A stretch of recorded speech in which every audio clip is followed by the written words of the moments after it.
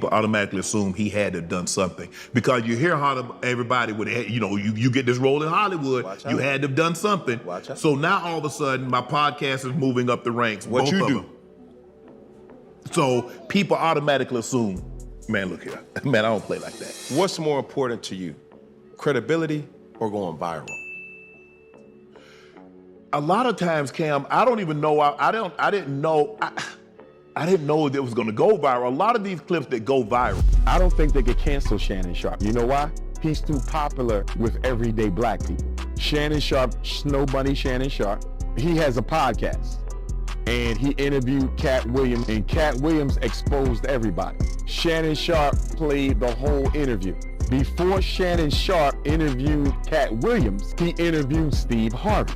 Steve Harvey felt, Oprah felt, that Shannon Sharpe should have been a little bit more protective of the reputations of the persons discussed on his platform. And he was not so when interviewing Cat Williams, and he has not been so when interviewing other people as well. Shannon Sharpe broke the Hollywood rule. Y'all, things are about to get real interesting. Shannon Sharpe, the man doesn't hold back, right? Well, he's gone and called out Oprah and Tyler Perry for allegedly trying to torpedo his career. And you know what? This isn't some random outburst. Monique, queen of keeping it real, has been saying for years that Oprah and her crew have a habit of shutting down black talent, especially if they dare to step out of line. But back then, nobody wanted to listen. Monique's truth was brushed aside, swept under the rug like it was nothing. But now Shannon Sharpe, a giant in the sports world and since recently internet sensation,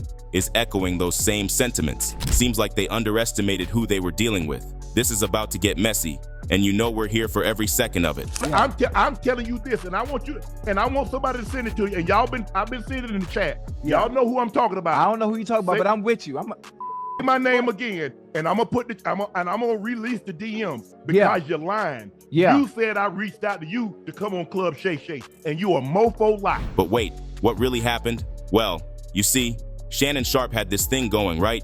He'd get these big names on his show, and they'd actually talk, like really talk. Not just the usual PR-approved spiel, but real down-to-earth conversations. He had a way about him, Shannon. He made you feel like you were just chatting with a friend, even if you were, a huge celebrity. People loved it. It was refreshing to see these larger-than-life figures open up, be vulnerable, and share their stories. For a while there, it was all good vibes, good conversations, everyone winning. Even other celebrities loved it. This is what we're trying to accomplish, and this is showing the negative side of this other society, and this is our hero. This is our hero who's going to go do America's bidding and go over there, and you're like, okay.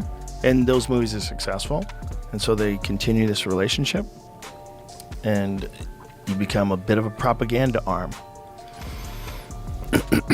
for the government, and in turn they don't with you. Then he had Cat Williams on. Now Cat, he's a different breed, right? Hilarious dude, no doubt. But he always got that edge to him. That, I'm gonna keep it real, even if it hurts energy. Everyone knew going in that this interview was gonna be different. You could practically feel the electricity in the air. And man, it did not disappoint. Cat came in swinging. He was talking about everything. Personal stuff, social issues, you name it. And he wasn't sugarcoating anything. It was raw, it was real. And it was a little uncomfortable at times, honestly. I remember when I did Cam, I remember getting up and I turned back and I look at my Cat, and I look at my producer and he's shaking his head. I'm like, oh man, we done messed up. So I'm like, what did I say? Yeah. Did I say something? He like, this is gonna be the talk of 24. No way. But that's what made it so captivating. You couldn't look away. It was like watching a car crash in slow motion, except the car crash was a social commentary on fire, and you couldn't help but stare. After that interview, things were never the same. Suddenly, everyone was paying attention to Shannon's show. It wasn't just about the big names anymore. It was about the conversations and the possibility of witnessing another explosion of truth. Cat Williams didn't just raise the bar, he blew the damn thing up. And everyone, Shannon included, was just trying to keep up. I don't. I've never been propositioned. I've never been approached. I work, I try to create the best content that I possibly can. I try to create content that I feel that my viewing and listening audience want to see, want to hear, and that's the team that I've assembled. That's our job, is to try to create the best content. Yeah, so after that Cat Williams interview dropped, things got intense, to say the least. See, Cat didn't just speak his mind, he called out some big names, like A-list celebrities, industry heavyweights, the whole 9 yards, and he didn't hold back. Let me tell you. This is gonna be viral for the whole year. I said, come on, man. I say, so I'm thinking at that point in time, Steve Harvey is my most viewed podcast. He's at 8 million. I said, you think we're gonna beat Steve? He's like, yeah. I'm hoping for 10 million. Yeah. That's all, Cam, if I get 10 million, I'm like, that's a pretty good interview. Yeah. Think about how few people that's in this space that interview people that don't get 10 million. For sure. So if I get 10 million, that's one of the biggest podcasts. Now, that's not Joe Rogan's numbers, but that's pretty good for an up-and-coming podcast. So I felt good. Needless to say, not everyone was thrilled about it. The backlash was swift and brutal. Social media was ablaze. People were choosing sides, and the court of public opinion was in session. Shannon, who had always been a beloved figure, suddenly found himself in the crosshairs. He even admitted in an interview that the negativity was tough to deal with. He knew the Cat interview was going to cause a stir, but he didn't think anyone expected it to blow up to that extent. It was like the whole entertainment industry was watching, waiting to see how he'd handle the fallout. He said, "Have you not seen the media?" Gotta have a real stable at-home situation to understand. I got meetings, I got study, I gotta train, the way I eat, the way I sleep. I have to understand that. Now all of a sudden, since Cat did the interview, I'm gay. Since Cat did the interview, I'm Wendy Williams. I'm a gossip columnist. Cat did warn me. He said, "Be prepared because it's going to come." He replied, "When I played sports, I expected the opposing team's fans to dislike me. But in Hollywood, I had no idea it would be like this." Sharpe continued, "I would be lying if I told you I expected this." And it got personal too. People were coming at him for everything, even attacking his sexuality. Shannon, a former NFL player who spent 14 seasons in the league, mostly with the Denver Broncos, has always been a respected figure, both on and off the field. He transitioned seamlessly from sports to sports commentary, becoming a regular on ESPN's First Take, alongside the always outspoken Stephen A. Smith, and finding even more success with his own podcast, Club Shay Shay. Through it all, he'd maintained a reputation for being a straight shooter, a guy who called it like he saw it, but always with respect. So, to have people attack his character, question his integrity, and spread rumors about his sexuality really cut deep. He even admitted in an interview with The Hollywood Reporter that the homophobic attacks were the hardest part of the backlash to deal with. It just showed how ugly things could get and how quickly people would stoop to personal attacks when they disagreed with you, especially in the often toxic world of social media. He said, "When you question a straight man's sexuality continuously, social media is so influential," he said. "We had a guy make it to the White House in 2016, repeatedly saying things over and over, and people started to believe it. If you say things enough, people will believe them as true, even though they're not. It's not okay to say somebody is gay," Sharpe added. "You can't convince me that it's okay. It's not." And it wasn't just anonymous trolls on social media either. Even fellow entertainers like Mike Epps and Eddie Griffin made jokes questioning Shannon's sexuality in their stand-up routines. While both comedians eventually apologized, the damage was done. It just showed how ugly things could get, and how quickly people would stoop to personal attacks when they disagreed with you, especially in the often toxic world of social media. A lot of times people disguise things in jokes, Sharpe told THR. "Envy, jealousy, I don't have anything against gay people. To each his own, and whatever you choose to do, that's your life." But while these two made jokes, some got a little too serious. Allegedly, we have heard that Oprah and Tyler Perry did not like what Cat Williams had to say. But I felt very, very good because I knew the size of the lady game. Rocks, yeah. No did it, Pete Paul's now. I'm just saying. I just knew that. Cause I know they just wait. They wait. They waiting on you. We knew I'm talking about in basketball terms. Don't y'all be going this. So I'm gonna go ahead. I'm just the one time. I'm saying it for Ocho and I on Nightcap. No did it. You see, it wasn't just any interview that Cat gave. The man went on a nearly 3-hour rant, covering everything and everyone. He had beef with folks in Hollywood, the music industry, you name it. Diddy's party invitations? Suspect, according to Cat. Cedric the Entertainer? Stole his jokes, apparently. It was like a laundry list of grievances, all aired out on Shannon's platform. No wonder people were upset. It was like watching someone toss a grenade into a room full of celebrities and then calmly walk away. And Shannon, whether he intended to or not, became the guy holding the pin. And the things Kat was saying, man, they were wild. Like, he went after Ricky Smiley, right? Said he wouldn't work with the guy again unless he was wearing a dress. Shannon, to his credit, seemed taken aback by that one. He even asked Kat why he'd put something like that in a contract. But Kat, he doubled down, said something like, that's where he's a believable actor. He and Tyler Perry can't play a man to save their life. They play good women. I mean, can you imagine the audacity, the sheer disrespect? It was like he was trying to get a rise out of everyone.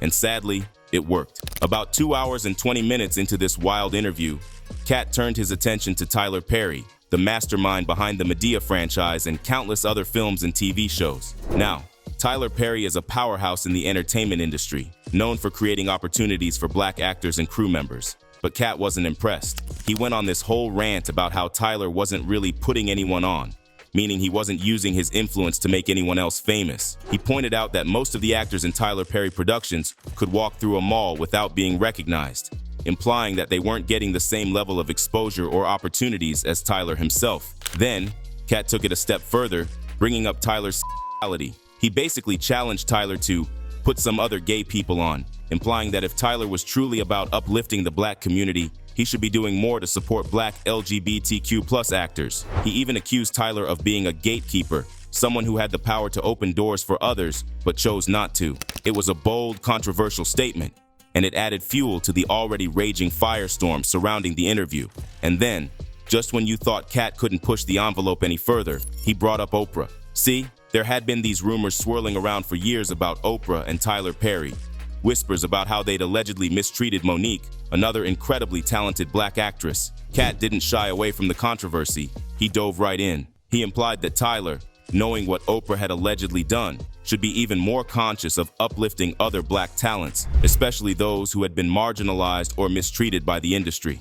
By not doing so, Kat argued, Tyler was complicit in the system that kept certain people down. He was, in Kat's words, a gatekeeper, someone who had the power to change the game but chose to play by the old rules. It was a bold accusation, one that connected the dots between several high-profile controversies and put Tyler Perry at the center of it all. Whether you agreed with Kat or not, you couldn't deny that he was raising some uncomfortable questions about power, representation, and accountability in Hollywood. Now, through all of this, you got to give Shannon Sharpe some credit. The man was a saint. Picture this. Cat Williams is going off, dropping bombshells left and right, and there's Shannon, sitting calmly in his chair, nodding along, even cracking a smile every now and then. He was the epitome of, I'm just here for the tea. He knew he had a live wire on his hands with Kat, someone who wasn't afraid to speak his mind, consequences be damned, and instead of trying to rein him in, censor him, or steer the conversation in a safer direction, Shannon just sat back and let Kat do his thing. He was the ultimate hype man, creating a space where Kat felt comfortable enough to let loose, even if that meant ruffling some very powerful feathers. But Oprah and Tyler Perry? Yeah, they were not amused. Word on the street is, they were downright livid that Shannon gave Kat a platform to air out all this dirty laundry. They saw it as a betrayal, a sign that Shannon was choosing sides in this messy Hollywood drama, and in their eyes, he'd chosen wrong. They felt like he'd given Kat a microphone and a spotlight, and allowed him to publicly disrespect them without any pushback.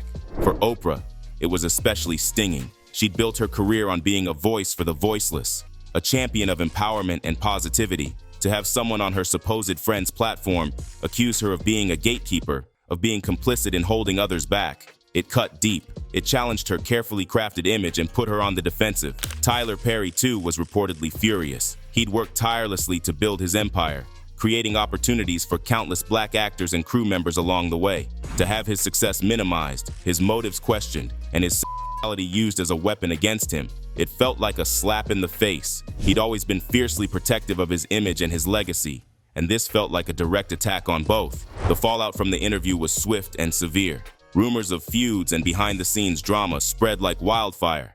People took sides, alliances were formed and broken, and the whole situation became a cautionary tale about the power of words and the unpredictable nature of celebrity. And just when you thought the dust was settling, Kat added more fuel to the fire. He started talking about his own experiences in Hollywood, claiming that he'd been battling pay inequity for years. He implied that his outspokenness, His willingness to call out the powers that be had cost him opportunities and money. Then, he dropped a bombshell. He hinted that he had dirt on Oprah, specifically about her alleged role in controlling Hollywood and blackballing certain individuals. He didn't go into specifics, but the implication was clear. Cross Oprah, and you're done. The rumors started swirling again, this time with even more intensity. Had Oprah used her influence to silence her critics? Was there a darker side to her carefully cultivated image? The questions lingered, fueled by Kat's cryptic warnings and the fact that Oprah herself remained tight-lipped on the matter. According to some sources, Oprah was reportedly furious, not just at Kat but at Shannon too, for giving him a platform. There were whispers of legal threats, of behind-the-scenes maneuvering to discredit Kat and contain the damage. It was a full-blown Hollywood scandal, the kind that could make or break careers. But technically, if you look at it, Kat and Shannon aren't really wrong because Oprah and Perry did ruin Monique's career, or at least that's what she claims. Remember when I said earlier, I've never seen so many cowards and black men in this business? I would have to put my brother Tyler Perry in that. I've never worked with Tyler Perry. Okay. I never worked with Tyler Perry. The way that relationship came about was, firstly, Daniel was making the call because he was mad because he thought Tyler Perry and Oprah Winfrey was trying to steal his movie from him.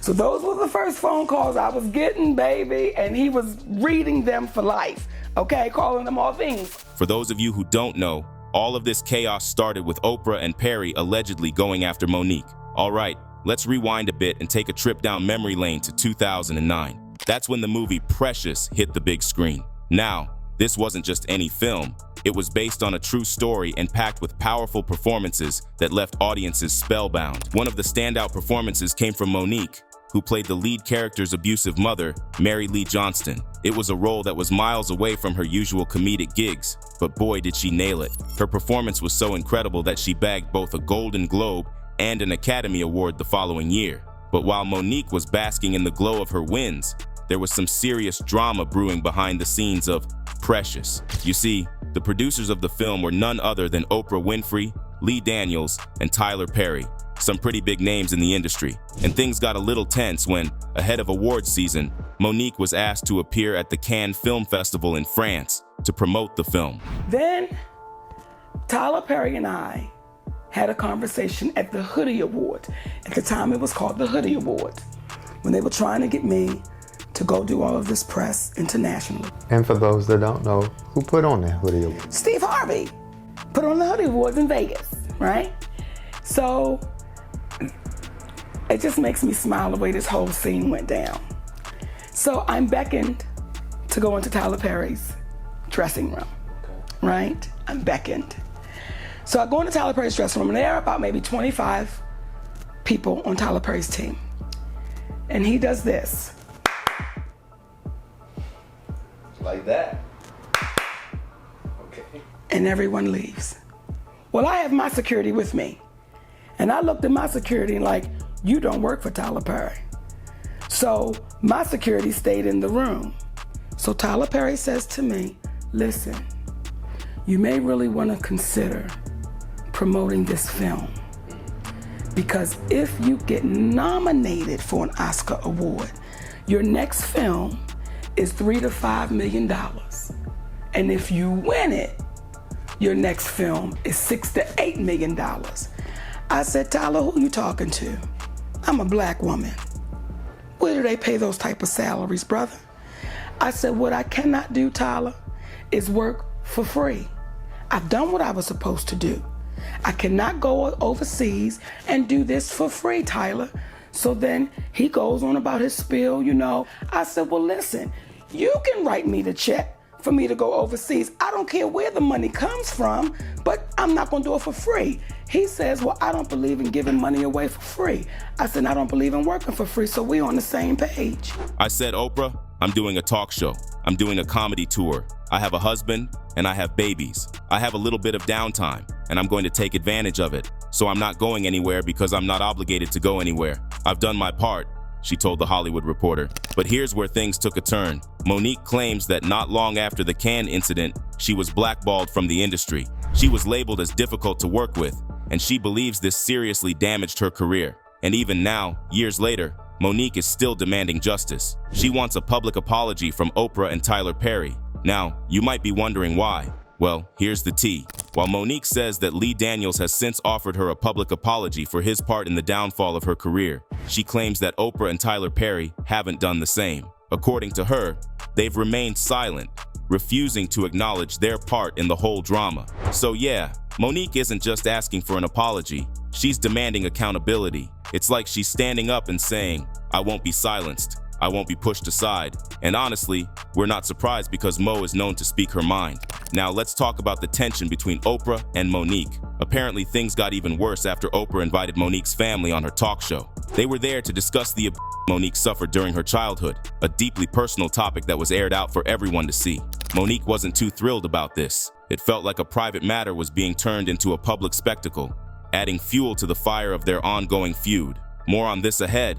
As for Tyler Perry, well, it seems like he's had a bit of a change of heart, but what does that mean exactly? Has he decided to apologize, or is he just trying to distance himself from the drama? Fast forward to 2022. In an interview with T.S. Madison, Monique dropped a bombshell. She shared that Tyler Perry had agreed to make amends and admit his wrongdoings to the media. But here's the kicker. According to Monique, he didn't follow through on his promise. But wait, there's more. Monique claims to have an audio recording of their conversation that backs up her story. That's right, she says she has proof of Perry agreeing to admit his wrongdoings. So yeah, this drama just got a whole lot more interesting. It's like Monique has pulled out her secret weapon, and we're all waiting to see what happens next. Will Perry finally admit his wrongdoings, or will he continue to stay silent? Wait, before you ask more questions, let me tell you more about the audio. Now, the reason Perry and Oprah are trying to get Shannon canceled and his show closed, because it was on this very show that Monique leaked the audio. One of the hot topics they discussed was how Tyler Perry allegedly had her blackballed in Hollywood. According to Monique, Perry spread the word that she was difficult to work with, which seriously damaged her career. But here's where things get juicy. Monique revealed during the interview that she had a phone conversation with Perry about the whole situation. And guess what? She sent the audio of the call to Sharpe so he could hear it for himself. So yeah, Monique isn't just making claims, she's backing them up with evidence. We sent you the audio of Tyler Perry. I don't want you to take me at my word, Monique said. That's cost my family tens of millions of dollars over a lie, a rumor. The community is involved and they want to see how it's going to play out because the community is saying, wait a minute, hold up. We don't know this sister to be no bullshitter. We know she a loudmouth. We know she'll say some shit off the wall, but what we know about it is she true to her word. And all I would ask you is two questions. The first question is, did you not just say it was wrong? Tyler. Did you not just say it was wrong, Tyler? To say she was difficult for not doing something that she was not contractually obligated to do? Did you not say that you would feel that that was wrong? Or am I missing something? Yes. So the question I would say is, is there a number? You know, taking that back to them was just a huge problem, okay? And I'm going to say a couple of things in a minute because I just watched your podcast and it really broke my heart because number one, I feel you. I feel the sadness that's from you in all of this. And I don't want you to feel that. I mean, especially for me, I can't speak for anybody else. But for me, I'm not anyone that wants to hurt or offend anybody, especially you. I think you are brilliantly talented. I think you should have a lot more happening than that award. I thought for sure that if you had campaigned and won it and played by their rules, what would happen is in the next deal, you would have got more money, millions of dollars, and your career in the film would have been much different. I believe that much in your talent. So in saying all of that, I just say it's just heartbreaking because I don't ever want you to think that I'm now trying to blackball or say anything. Please give me what I say. I'm not trying to hurt you. I would never try to hurt you. if Monique asked Lionsgate for a favor and they told her no, and she's asking for a favor that is not contractual, not something that they're contractually obligated to do, and they told her no, but then she went and told the world how difficult that they were, do you think that that would be fair or unfair? No, that's not fair. It's not fair. So the question, pardon me. So The question I would ask of you, good sir, because I appreciate you being honest enough to answer that with a relative quickness. I really do. So the question that I would ask you is this. If we should do unto others as we would have them do unto ourselves, the question I would ask is, how do you sit back, or how would you feel if someone said about you that you were difficult to work with because you didn't want to perform for them a function that you were not contractually able or obligated to do? How would you feel about that? Well, as I said, that's not fair. If I bring a movie for Monique over there, I'm going to have to say it. I'm going to have to defend it. I'm going to have to fight them. Well, it's easy. It's easy because all you would be doing is telling the truth. You are 6'6" black man. Come on. Listen, I ain't got no problem, man. I ain't got no problem. Trust me when I tell you, I ain't got no problem. Well, that's why we saying then. What I'm saying to you. Then say it now. Say it now. Say it now, I'm black and I'm proud. Come on. James Brown is counting. I'm saying it now. I will let all of this cool off when I get back out on the press tour to promote my next thing. I know it's going to come up. That is when I will talk about it. But no, it's too hot. It's too hot. Y'all heated it up. One thing that stood out in that conversation, it ended with the notion that he was about to speak publicly to start defending you, or kind of let people know, hey, she was actually right. Did that ever happen? Did he ever come to your defense? No. We don't know the sister to be a bull, Monique said. We know she's a loud mouth. We know she'll say some the wall. But what we know about her is that she's true to her word. And there's more. I'm not anyone that wants to hurt or upset anyone, especially you, Perry said. I think you are brilliantly talented. I think you should have a lot more happening. I thought for sure that if you had campaigned like they wanted and played by their rules, what would happen is in the next film, you would have gotten more money, millions of dollars, and your career in this film would have been much different. I believe that much in your talent. I don't ever want you to think that I'm out trying to blackball or saying anything suspicious, Perry said. Please hear me when I say this. I'm not trying to hurt you. I would never try to hurt you. But the conversation between Monique and Perry didn't end there. At one point, Perry said that if he brought a movie to Monique, he would have no choice but to defend and fight for her. Sounds like a pretty solid promise, right? But here's the catch. Monique wanted him to say it on the phone. She wanted to hear him make that commitment directly to her. But Perry, he declined. So yeah, even though Perry seemed to be making an effort to mend fences, it looks like he wasn't quite ready to make that commitment to Monique. It's like he was willing to go only so far, but not all the way. And we're all just watching, waiting to see what his next move will be. I'm not saying it now. I will let all of this cool off, Perry said. When I get back on the press tour to promote my next thing, I know it's going to come up, and that's when I will talk about it. And fans love this. One person wrote, Monique has Tyler Perry on recording, admitting that he violated her and mistreated her. Shannon seemed like he heard the tape prior to the interview. He extended his platform to Tyler Perry to defend what was said on the recording. Another wrote, I'm glad she is getting this monkey off her back once and for all. That was a heavy load to carry, from your own people at that. I love Auntie. I love how she represents strong women and black strength. I am inspired. But there were some Perry fans with a different perspective too. One wrote, she didn't do herself any favors with this. Who will ever want to work with her now? I mean, it sounds like he is being blamed for choices. She chose things she chooses not to do. Why is he responsible? Or did I miss something? In Hollywood, you have to fall in line. Basically that what he said, everyone has choices to each his own. He don't have to go around speaking for her. That's why she has a husband that was loud and proud, I must say. Sound like he doing the talking for her. And then there's the whole Oprah issue. You know, long before they ever met, Monique used to look up to Winfrey. She was a big fan of hers when she starred on the local talk show People Are Talking in their shared home state of Baltimore. In fact, according to Distractify, Monique once said on Club Shay Shay that seeing someone who looked like her, like Winfrey, gave her hope that she could be famous one day too. Then all that drama with the movie Precious happened. Things really started to heat up when Winfrey invited Monique's estranged brother, Gerald Imes, onto the Oprah Winfrey Show in 2010. That's where he confessed that he had a Monique when he was just 13 and she was only 7 or 8. It was quite a shocking revelation, as reported by Today. I have betrayed the trust of another sibling, my sister, my blood sister, Imes said, adding, I'm sorry, Monique. I'm sorry. Now, Shannon's claiming that they're going after people who want to appear on his show. he's saying they're threatening them and trying to get his show canceled. Can you believe that? It's a pretty serious accusation if you ask me. And get this, Shannon also mentioned that he made a good chunk of change from his interview with Kat. Apparently the two bigwigs didn't take too kindly to that either. Sounds like they weren't thrilled about him cashing in on that interview. Everybody was talking about how much money I made doing the Cat Williams interview, Sharpe said during a chat with his Nightcap Sports Chat podcast co-host and fellow former player Chad Ochocinco Johnson. I just got the check, so whatever you think I made, 3x it. So if you think I made 500,000, 3x it. If you think I made $1 million, 3x it. If you think I made $2 million, 3x it. He continued, I made more money on Cat Williams alone than I made in any year that I played the NFL. So what do you think? Is it time over for Club Shay Shay?